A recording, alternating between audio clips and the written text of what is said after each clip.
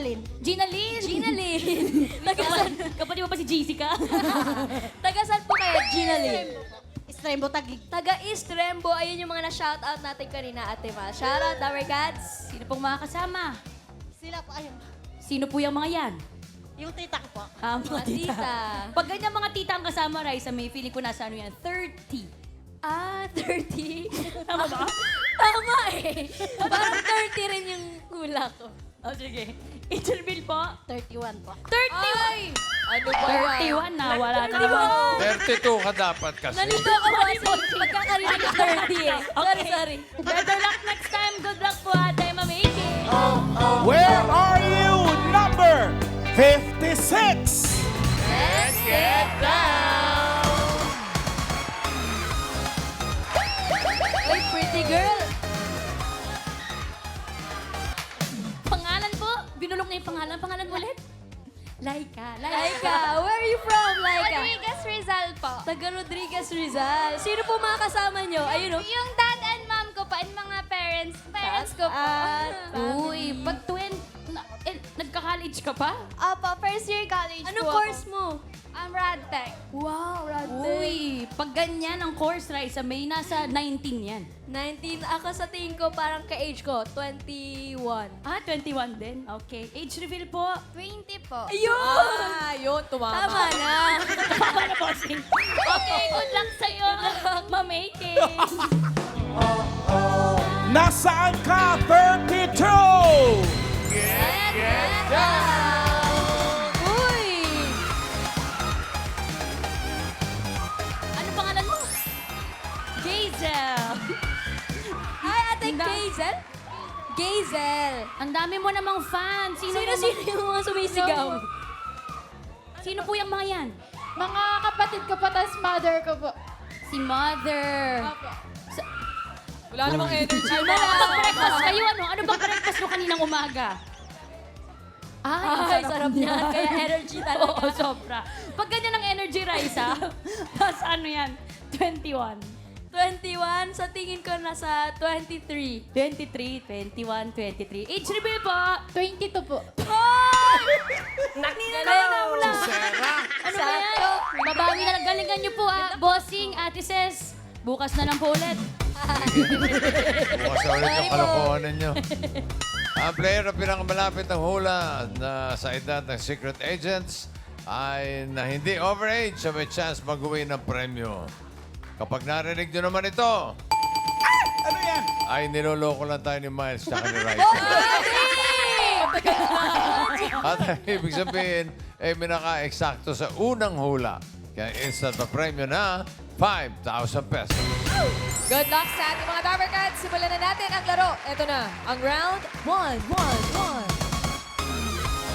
Kailangan na hulaan ng Agent, Secret Agent. Ito na siya, Dabber Gods. Pasok. Tower Cats, bata pa lang po si Sir Jerry ay member na siya ng Universal Motion Dancers. At hanggang ngayon po, sumasayaw pa rin siya bilang Zumba instructor. Uy, sabi na nga ba eh. Gina Lynn. Sa tingin mo, ilang taon na ito si Jerry? 39. 39? Ano yung 39? 39. Sabi na, 39. Baby girl. Sigurado ka na sa 39? Opo. Sure na po. 39 para kay Gina Lynn. Ikaw naman, Laika. Tingin mo ilang taon na si Sir Jerry? 48. 48. Ano pinagbasihan mo, Laika? Ganyan din po kasi yung style nung dad ko eh. Kaya, Kasama ba si Daddy ngayon? yes po, ayun po. Patingin nga ng style ni Daddy. Let's go, Daddy! Ayaw ko nga, no? Medyo weak kasi ni Sir Jerry. 48. Final mo na yan, Laika? Yes po. Okay, 48 for Laika. Gazel, how about you? Tingin mo ilang taon na si Sir Jerry? 36 po. 36 trentahin.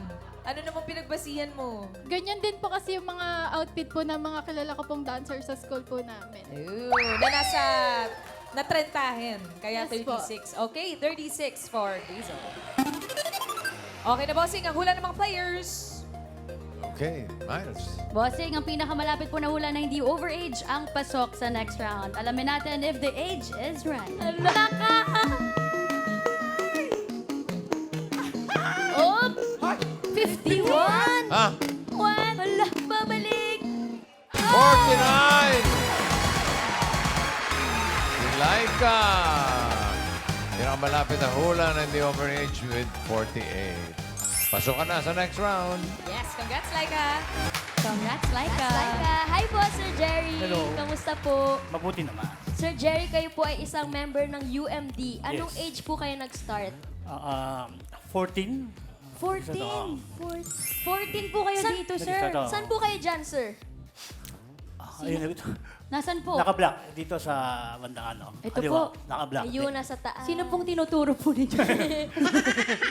Paano po kayo na-discover, Sir Jerry? Paano po kayo napasok? Accidentally sa lang. Kasi ang talaga mag-audition yung barkada ko nung bata, kapitbahay namin. Sinamahan ko lang. Tapos nagulat na lang ako. Pinasayaw din ako nung choreographer namin nung ano na yun. Tapos dun ako pala yung napili.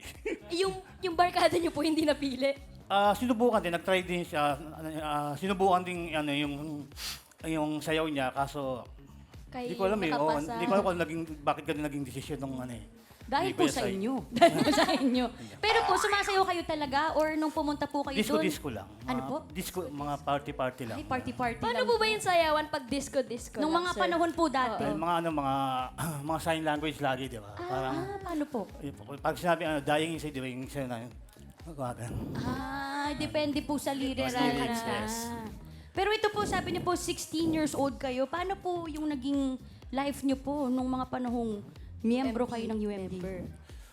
Well, sa school lang medyo nag-adjust kasi syempre, habang sumasayaw, kailangan pumasok pa rin sa school. Opo, Yun syempre. naman, oo. Importante po yun. So, paano po yan? Sa umaga po ang pasok nyo, tapos sa gabi, may mga shows po kayo? Bako yan, Monday, MWF, Sayaw. magpapakita kami sa school. Ganun. Kailangan, tapos yung TTH, yun, medyo binibigay na sa amin yun. Di ba po, sir, pag ganyan na may dance group, may mga ibang bansa na racket, paano po yun? Nakapag-ibang bansa po kayo? Nung time sa UMD, wala. Hindi kami, Pero, after ng UMD, saka lang ako nakabiyahe. Saan po yan? Kanya-kanya na kami noon. Saan Japan, po? China. Tapos ganun. dancer din po kayo doon, sir. Mga Tapos sila. ngayon po, balita ko na pasok na po ninyo ang pagzuzumba din po, Zumba. Zumba instructor. Yes. Paano po nag-start po yun? Ang nagyaya sa akin na una si Marco tsaka si Wawi. Tapos hinanap nila ako, tinawagan nila ako. Tapos sabi ko, pa gusto mo i-try. Kasi huminto na ako sa pagsasayaw din noon eh. Kaya lang, nung nag-try ako sa Zumba, parang bumalik yung passion ko, yung ko. Sa pagsasayaw. Tapos nag-enjoy na ako. Parang bumalik ulit yung hili ko. Pati yung market kasi ng Zumba, usually mga kaidaran din eh. Opo. Tsaka pagka-dancer ka, Raisa, kahit mahinto yan, pag Always nakarinig a ka ng dancer. music, yung 90s galaw pa rin mo, ang hinahanap. pitik dancer. Tsaka UMD, di ba yun yung ganun po na Yes. signature dance nyo? Paano po ulit yun, sir? Pwede po ba kaming Paturo naman. paturo, Sir Jerry? Pati mga Dabber Cats, ha? Tayo Sabay po kayo. na. Team Studio. Okay, paano po yan, Bye. sir? Simula kami lang. Yan. Hila, taas, hila, ay Tapos, taas. kabila. Up, ikot sa Yeah. gilid. Then, ito yung tatawag namin butterfly. Butterfly po. Yan. Butterfly. Tapos, Alam ng Team Studio, mga batang Memories, memories. Okay. Yun yung chorus namin sa Chorus namin. Ay, wala pong hindi nakakaalam niyan. Mga Dabber Cats, Music!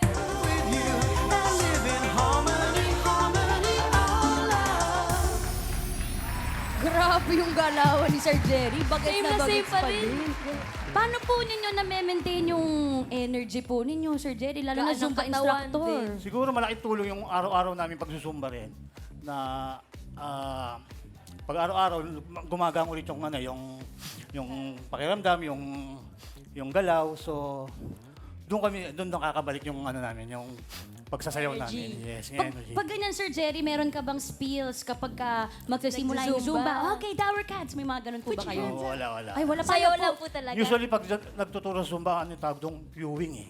Queuing. Queuing lang yung ano, nyari, kung sa kanan, tuturo lang yung ano. Tatry po natin yan po, Ah. Music!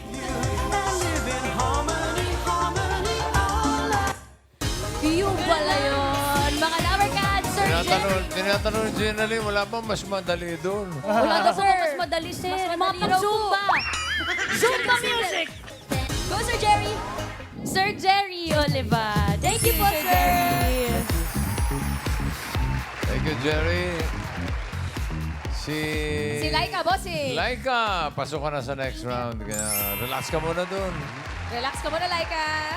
And si Ginaline and Gazel, may chance pa kayo makapasok sa next round. Pero Babawi yan. hahanap tayo ng mga kasama ninyo. 44. Get down. 44. Ay, isang dalagang Pilipina. 44 dito ka sa gitna. Ano pangalan mo, Miss 44? Alisa po. Alisa. Taga saan si Alisa? Kaloocan. Sino kasama mo, Alisa? Yung mama ko, lola ko, tapos yung kapatid ko. Nandun. Uy, shoutout, shoutout. Age reveal, Alisa. Agad-agad. Ay, parang pinag-iisipan. Teka, Yung iniisip totoong pa. age. Nag-iisipan pa. Bigyan Yung natin totoong oras. age. Hindi yung screen age. 26. 26? Yes. Okay, 26 mo, sing. Yeah. Well. Ito yung bossy. 26. Good luck sa'yo, Alisa. Thank you. Simulan na natin ang round 2. Ito na ang next secret agent. Pasok. Okay. Galing din sumayaw, ha? Si Herbie. Gusto mo pasayawin natin uli? Isa pa! Pwede, pwede. Pwede Si ano, Herbie ay bossing? dati rin Pwede sa dancer UFC. Ano po sa... UFC. Hindi UMD, UFC. UFC, mali. Si Herbie ay isang visual artist at sculptor. Mahilig siyang makinig sa mga kanta ni Lady Gaga habang nagro-road trip. At isa pong professional dancer. Yun Yeah. ang pinaka-importante sa lahat. Alisa, ikaw ang mauuna na manghula. Tingin mo, ilang taon na si Hermie? Sa tingin ko, nasa age 30 na siya. 30, eksakto, Yes. na 30. Yes, 30. Mhm. Final na yan, Alisa? Yes, final. Okay, 30 for Alisa. Ikaw, Ginaline. Ilang taon na sa tingin mo ang ating visual artist and sculptor? 23 po. Hmm? 23. 23. Bakit 23? Bagets po siya gumawa. Ha? Bagets po siya. Yung sayo niya bago po. Oh, ganda raw no sa'yo mo. Yun ang nagdala. 23, final? Final po. 23 para kay Ginaline. Gazel, ikaw naman. 31 po. 31. Kasi po, parang kapag mga trentahin po, hindi na po sila masyadong makagalaw. Aray, Grabe ka ha? naman sa Grabe ka naman sa mga trentahin, ha? Ganun talaga ang sayaw nun sa Sakit, TikTok. ha? Dami. Grabe yun, ha? Dami Ate, na- oy, na ano tayo? Dami ng protesta. May pagkatake yung hindi na masyado makagalaw kapag 30. Grabe, patunayan nga natin natin. Sampo. Music! Yan ba? Basta hindi na masyado Ayaw mo makagalaw. sabihin. Ano ba, ha? Ngayon mo Oo, sabihin. oo, oo. Grabe ka sa aming mga 30. Fake news, Oo fake na, news. Mendoza, matanda na. Agad ko na. 31, Gazel. Apo. Ang tingin mo kay Hermie. Hindi na makagalaw. Kasi trentahin. Okay, 31. Bossing, ayun po. Okay na. Okay na.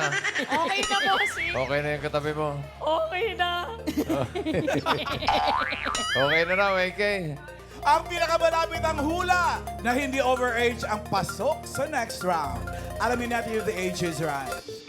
Reveal. Nanga! Trentahin ba ito si Herbie? Nanga! Oh. 38. Oh. What? Oh. Ay, 34! Si Gazel. Siya pa nanalo? Kayo nagpapauso ng mga sayaw na hindi masyado gumagalaw tapos sisisihin nyo kami mga trentahin. Paano ba dapat natin? Okay na. Okay. Congrats sa'yo, Gazel. Pasok ka na sa next round. Ginaline and Alisa, maraming salamat sa inyo. Thank you. Sige, balik na kayo doon. Enjoy lang kayo.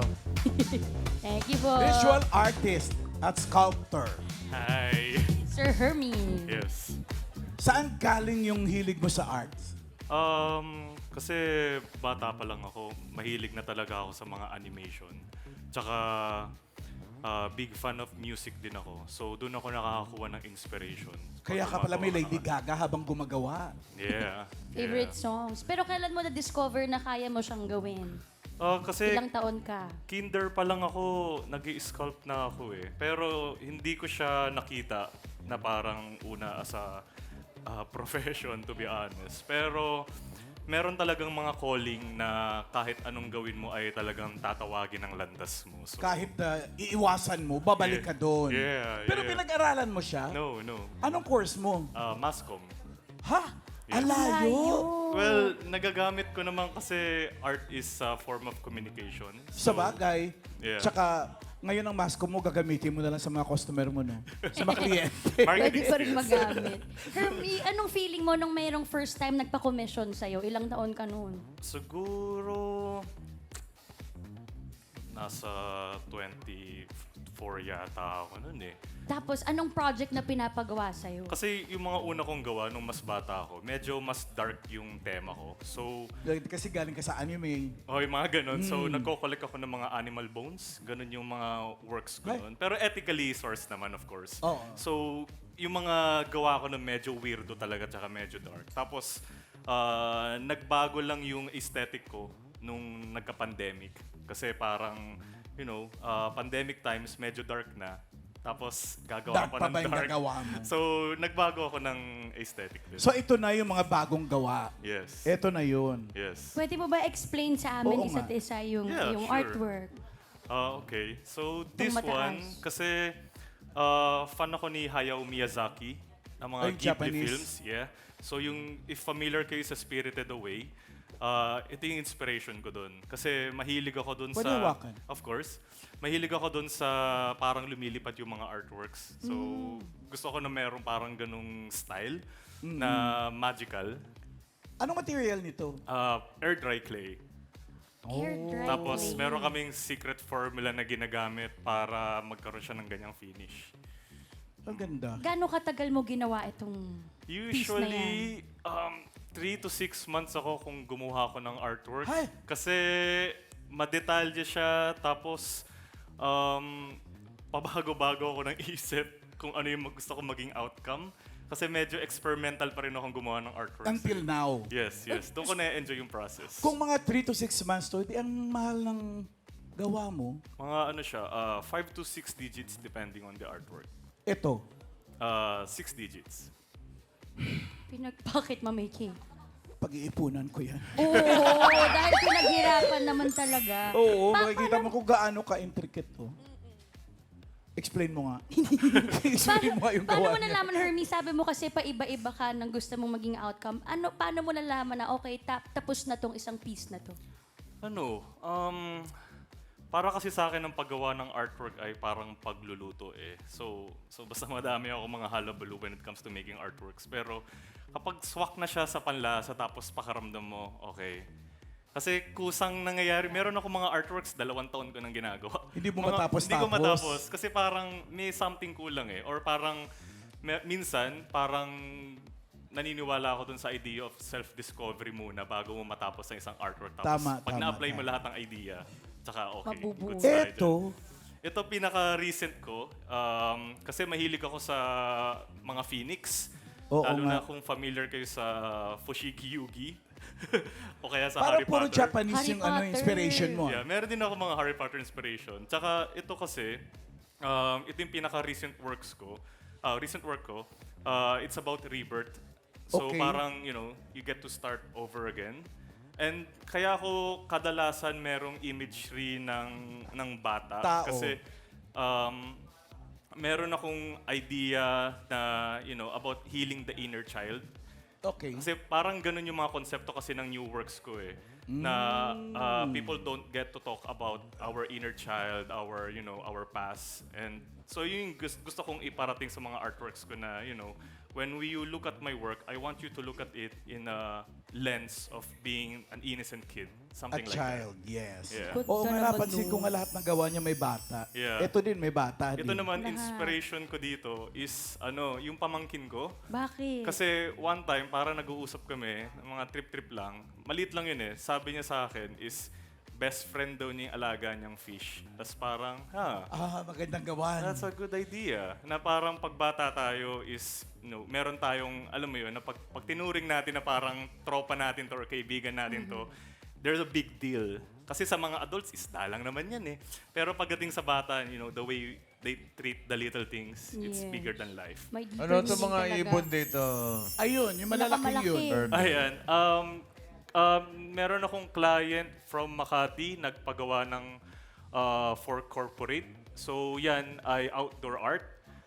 Made of metal naman yan, tsaka automotive finish naman na technique ko dyan, bossing. Mabigat yan. Yes. Oo. Mabigat talaga yan. At mahal higit sa lahat. Kasi ang laki. Ga- Ano mas may... Sorry, Miles, go ahead. Ikaw na mamigay. Okay, ano mas mahirap gawin? Yung ganyang kalaki na hindi mo masyadong detalyado o yung ganun. ganito na ilang beses kumurba? Pino. Actually, magandang question yan. Kasi, for me kasi nagkakatulo sa konsepto yun eh. Yun ang nagpapatagal sa artwork eh. Kasi kung alam mo na gawin ng isang bagay, mabilis na siya. So, kahit sabihin natin nagpagawa na maliit, kasi di ba merong artwork ginagawa sa maliit na bigas. Oo. So, months din Oo, yun. grabe. So, for Kita. me, wala talaga yun sa Size. sa design details siya nagkakatalo. So, mas mahirap to. Parang gusto mong sabihin ito yung Mas mahirap. sino? Kaysa Mas dun mahirap sa ba? malaki. Mas Mahirap din yun. Kasi yan naman, kanya-kanyang hirap kasi yan eh. Kasi ito, this one is Detalye. concept, yes. Ito naman is logistics. Sa Saka bigat, commission. sa laki. yes, logistics. Saka pag commission kasi, meron kang piniplease na client na sasabihin nila yung kulay, palitan. Pero whatever. as an artist, anong mas gusto mong ginagawa? Yung commissioned art or yung product of your imagination lang? Commission. Bakit? Kasi na-enjoy ko yung challenge. Kasi minsan may pinapagawa yung mga kliyente ko na sobrang kakaiba or very personal. Kasi may mga client ako na kinukwento yung, for example, how they adopted someone, o kaya naman is galing sila sa broken family, and then yung mga kids niya, inspiration niya. So, nakakatuwa lang na alam mo yun kasi art is a communication na you get to tell their stories in a way na creative and it resonates with them. It doesn't have to resonate with the whole world, pero it resonates with them. So, yeah. Kaya Na-enjoy ko yung special ang commission. bawat piece talaga Yeah. na ginagawa nila. Hermie, meron kasing interesado, magkano yung kulay blue? Kung Kulay bibili. blue. 6 digits. 6 digits? Yeah. Mag-alaga na lang ako ng plapla. Pero kasi At na least may buhay. puso at effort naman ang ginawa ni Hermie. Oo, para hindi naman dyan. ako gaano ka-detalyado yan, Miles. Meron ka bang exhibit, Hermie, na pwedeng bisitahin ng mga Dabber Kids? Or shop mo? So far, wala pa naman. Pero shop ko sa Antipolo. Pwedeng Yeah. bisitahin ng mga Ayun Dabber pala eh. Cats. Nag-screen. Oh, ayan, Kumuha oh. pa na ng photos. Natatawa. Akala ko kanina, nakita ko yung mga trabaho mo. Akala ko, because of your last name na Tan, kung puro Chinese ang inspiration. Yes. Kasi may mga carp, may dragon, may kung ano-ano pa, Mga may fish. koi. Yes. Unggoy, Tapos- meron ba? Meron din. Yes. Meron po? Yes, kasi Meron. Magkano yun? Papa-commission sana ako. Magkano yung unggoy? depende sa size. Kasi meron akong mga client na gusto nila base sa zodiac signs nila. Pag mga unggoy nag... Wala namang zodiac sign na unggoy. Ay, Meron. Chinese Chinese. zodiac sign. Ha? Chinese zodiac sign. Ah, Chinese Chinese zodiac sign. zodiac. Oh, yeah. Year of Ayoko the naman monkey. ng mga zodiac sign na yun. Pero thank you for sharing your artwork Thank with us, you. Hermie. Thank Mga you. Dabber Cats, Hermie. Hermie Thank you. Tan. Thank you. Herminio Art. Oh, yeah. Hermie Diba? Tan Art. Yeah. Herminio Tan Art. Yeah. Thank you, thank you, thank you. Okay, Gazel, thank you sa pagsali. O, teka, sandali. Uy. Siyempre. Sama yan. Kaya mga sa next Pasok pa sa na. round 3. Ba yan? O, galingan Okay. mo ah. Oh, Laika and Gazel, kayo pasok sa next round. Galingan nyo, like ang Gazel. Ito na ang round 3. May hulaan ulit kayong secret agent. Dabber Gods, pasok.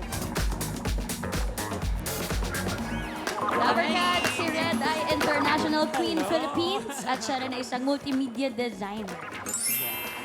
Hello. Laika. Mas tingin mo ang age ni Red. Nasa 35 po. Kasi, Pero nakakagalaw pa, no? Tahin, bossing. Ba nakakagalaw? Ba nakakarangit ka? 35? yes po, bossing.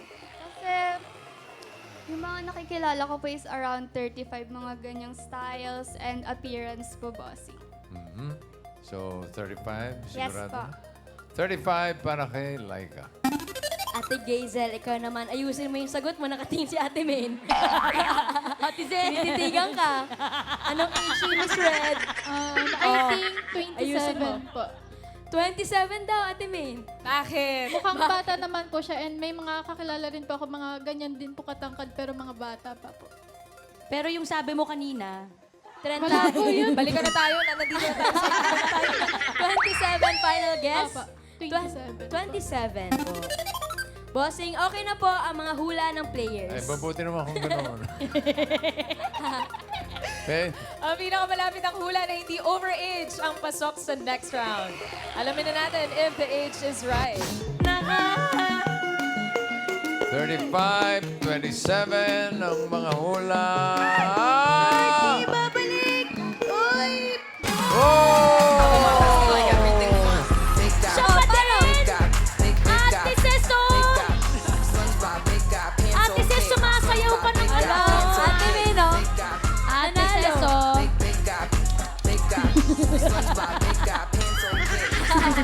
Congrats, Gazel. Congrats, Gazel. Well, okay, ikaw ang pasok sa final round. And Laika, thank you. Thank you very much. Hi, Red! Welcome to Bulaga. Thank you, thank you, thank you. Miss International Queen Philippines 2026. Yes. kailan to Good nangyari, afternoon. Red? Noong May 16 po. Uy, bago Yes, lang. bago lang. Bago lang. Congratulations, Red. Thank you, thank you. Bago natin napuntahan yung career mo bilang isang beauty queen, okay lang ba Yes. na balikan muna natin yung naging journey mo Of to becoming the course, beautiful of woman course. that you are today? Thank you, of course. Kailan mo, Red, na-realize na hindi aligned yung iyong assigned gender at birth sa iyong sexual identity? Well, I don't have any coming out story. So wala akong ganun kwento, pero I know from the start at a young age na alam ko na. And at nangyari yun because pino-point out ng ibang tao. Siyempre, family, friends, and dun din naman nag-start na na-realize ko na, okay, there's something wrong. But of course, may denial stage, which is, sabi ko, ganito pala ang feeling, try to suppress it. If hindi, tapos, hanggang sa hindi ko na siya talaga kaya and I embrace it fully. So, at a young age, start ako. Then, over time, dun ko na din natanggap na, okay, magsisimula talaga siya sa akin. Yung pag-accept, then afterwards, magiging free din naman along the way. Mahirap kasi ating deciding stage tapos yung mga tao rin sa paligid mo, di ba? So Red, Yes. ano yung naging turning point mo? Yung sabi mo, okay, eto na yung transition ko. Ang time ko talaga to transition as a trans woman is noong 2024. Nag-join ako my first pageant. It's the same pageant, so it was my first time. So second timer ako now. Yung first time ko na 2024, na-realize ko siya when I immerse myself sa community. So kapag nalaman ko yung story nila, sa mga friends ko especially, dun ko talaga na-realize na, ito pala yung buhay na gusto ko. And yun ang important siya ng marami ka nakikilalang tao. Yes. And paano tinanggap naman, Red, ng family mo yung decision mo? Ayun. Malaking bagay sa akin ng pageantry. Kasi nung una, syempre, tinatago-tago pa yan. Barangayan, pageants, and all. I know. Big part of my life. Pero na-realize nila siguro na this is where I can really excel. Tapos yung recognition from the people na sinasabi sa kanila, parang dun nila nakuha na instead of takot yung maramdaman nila for me, kasi usual yun sa parents, right? Mas nagiging proud na sila kasi I got to use my platform in helping other people and inspiring other people. So feeling ko yun ang pinaka-turning point din nila na to fully accept me, not only tolerate me. And na-mention mo, Red, yung takot ng I parents. know, I Pero know. ikaw, Red, personally, ano ba, meron ka bang fears nung una, uncertainties, before you decided to go through the transitioning journey? Of course, meron. Siyempre, health risk. And at the same time, kung ano sasabihin ng mga tao. Especially my family kasi I grew up in a religious family kasi. So, talagang malaking part yon. But I realized with their support, wala na rin akong kailangan ikatakot. And masaya ako na up until this day, talagang I know that they are very proud of me. So, yun lang sobrang saya ko. And that's also my wish sa ibang part ng ating community, my community as well. Kapag may nakakausap ka, for sure na maraming humahanga sa'yo. Ano yung number one na sinasabi mo sa kanila? Na pwede pala. Na pwede pala. Yan lagi ang sinasabi ko na usually we are being denied with careers, with opportunities just because of who we are. Talaga naman hindi nawawala yon, lalo na sa aming pagtahak ng landas ng ganito. But what I really want to say is that kung ano man ang gusto nyong ma-experience, anong gusto nyong i-dream, posible. Kasi minsan din ako nangarap, nakala ko hindi pwede. Pero here I am right now, living the dream and trying to let other people know na posible. Posible talaga. Matakaw ka pala, no? Bossing. Opo. Hindi lang sa pagkain, pati sa titulo. Yun, napakadami mo Dahil namang po salamat. titles. Mapunta Puno tayo eh. dito sa career mo, Red, as a Yes. beauty queen. Yes, yes. Opo. Nag-start to noong 2024, right? Or- 2019 ako nag-start. My first barangay pageant. Okay. And how was the experience for you and yung support na binigay ng family and friends mo? Siyempre, sa family, tinago pa namin yon. Kasi first time ko and gusto lang namin ma-experience. As someone na sa community, parang may sinasabi kasi sila dati na hindi ka makukompleto kung hindi ka nag-barangay pageant. Okay, hindi mo tinry. So, it's just like a banter, funny banter. Pero sabi ko, sige, try natin. Pero doon ako na-awaken na ang saya pala, not because of the pageant itself, but makiusap sa ibang nakakaintindi sa'yo. So, mga co-candidates mo, organizers. So, doon ako masaya. Kaya tinuloy-tuloy ko siya. After that, noong 2019, lumipat ka ba ng susunod na barangay? Or ibang bala level ka na? sa pageant na? Next level na ba agad? Mga konti lang, pero after that kasi nag-pandemic. So everything stopped. Everything stopped. Tapos nung pag-open nung pandemic, nung natapos ang pandemic, nag-open bigla ang municipal pageant namin. Okay. So yun na yung naging stepping stone ko up until nagtuloy-tuloy siya. Up until here, I am sa MIQ. Anong pakiramdam, Red? Nung una kang nanalo. Well, sa totoo niyan, Miss I'm still International. on cloud 9. Hindi ko siya ma-explain. I know that the title is here. I know that I am happy. But I know also the responsibilities na kaakibat niya. So not only with the crown, but also, you know, yung responsibility ko sa community as well. So yun ang iniisip ko. I'm thinking of, I know that the title is here. Pero syempre, I'm thinking of ways kung paano ko siya ma-utilize, magagamit. At of course, maging effective as a winner as well. And kaya rin kayo nandiyan to empower others, di ba? Yes, yes. Anong natutunan mo lang, Red, sa sarili mo or na-discover mo while doing the pageant? Ang importante talaga for me while doing the pageant, it's not the crown itself. It's not about the coronation night, yung mga nakikita nyo dun sa night na yon. But it's always about your sisterhood sa mga taong nami-meet mo along the way. Kasi dahil noong 2024, that's the reason why I discovered myself so much more because of my friends na nakilala ko na co-candidates ko. So, every time I go sa mga pageant, yan ang laging sinasabi ko. It's always the backstage. It's always the sisterhood. Kasi, bonus na lang, everyone's, aiming for the crown. Pare-pares na yung goal natin. But if I always think na pare-pares kami ng goal, kahit sinong manalo sa amin, I will be okay with that. So, yun It's lang really naman. the connections that you connections make. talaga. And na-mention mo rin yung discovery. Ano yung naging discovery mo na lang about yourself sa buong naging journey mo as a trans woman? Na lahat ng mga perspective natin pwedeng magbago. Now, we should not only stick with one perspective, but we should be open-minded kasi marami kayong tao na makikilala with different perspective that can influence you. Salain mo lang ng maayos, but at the same time, be open-minded kasi iba-iba yung experience natin mga tao. Alam mo, kaya talaga siya, kaya siya talaga yung mag-represent ng Pilipinas. Thank you. Galing magsalita. Kailan yung next competition mo, So, Red? I'll be asking for your support this September 19 sa Pattaya, Thailand po as your Miss International Queen, Philippines 2020. We wish you the best, Red. Thank and you. I'm baka so meron happy kayong to see any you.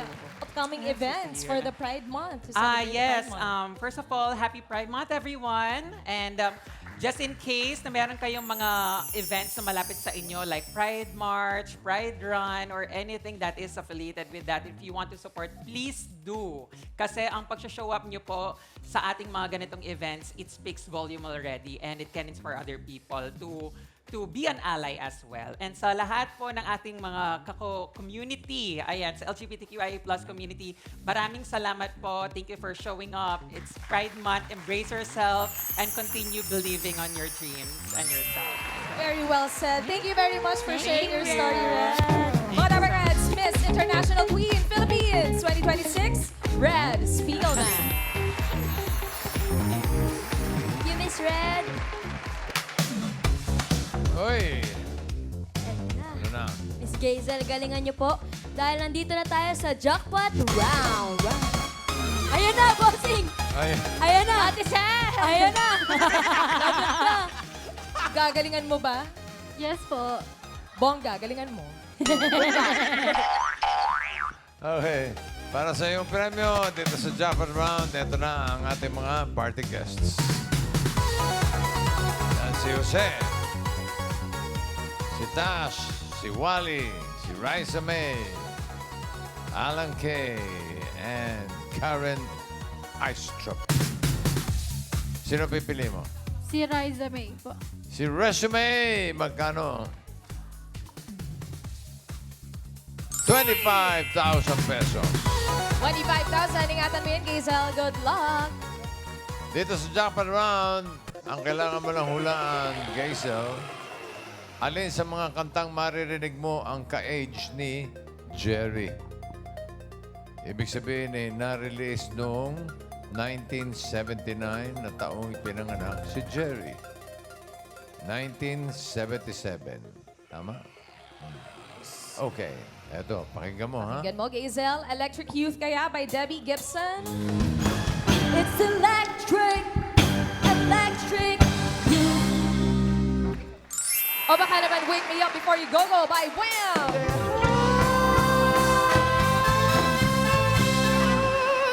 Taas ba? Yee, that Taas ko. high. I wanna hit the high. O baka naman Staying Alive by Bee Gees.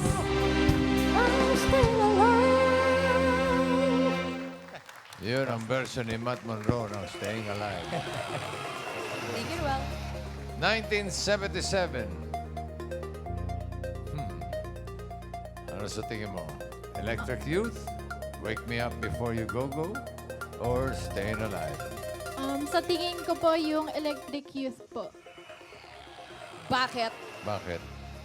Kasi po, di ko po naririnig yun sa mga tugtugan po ng parents ko po. Kaya hindi ko po alam. Si Mami, pabalik na ng Singapore yan.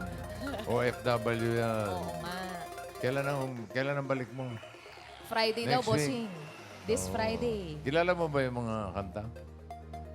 Hindi rin. Ako, sayang naman. Patuturuan ko sana itong anak ninyo. So, ang pinipili mo ay ang si Debbie Gibson, Electric Youth? Tama? Opo. Final? Final na po. Electric Youth daw. Alamin muna natin ang year ng Wake Me Up Before You Go Go by Wham. Wake Me Up. Year reveal. 1984. 7 years later. Ang pinili mo ay Electric Youth. Nandiyan pa ang Staying Alive. 1977. Ano, Mami? 9. Pinag-iisipan din ni Mami, hindi rin niya alam.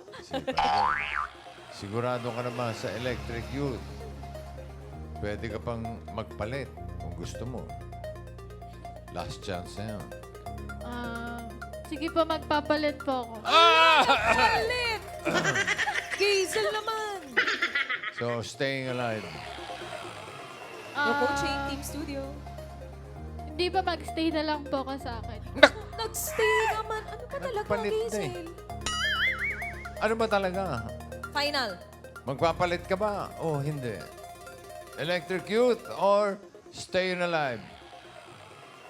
Staying alive po. Woo! Staying Alive po! Final? Final na po. Nakko naman, bakit nagpalit ba itong mami? Sure na po yun. Wala ko. 1977 ba na-release ang Staying Alive? Alamin natin, for 25,000 pesos. Is the year right? Year reveal. Ay! Wow! Galing mo! Ate, oh. Bigay mo. Mga pa. Deserve! Congrats, Kason! 25,000 pesos. Tuwa si Nanay. Bumati! Congratulations, Kason. Sana nag-enjoy ka. At maraming salamat din sa lahat ng secret agents na nakasama natin today. Swerte ang age reveal dito sa The Age is Right.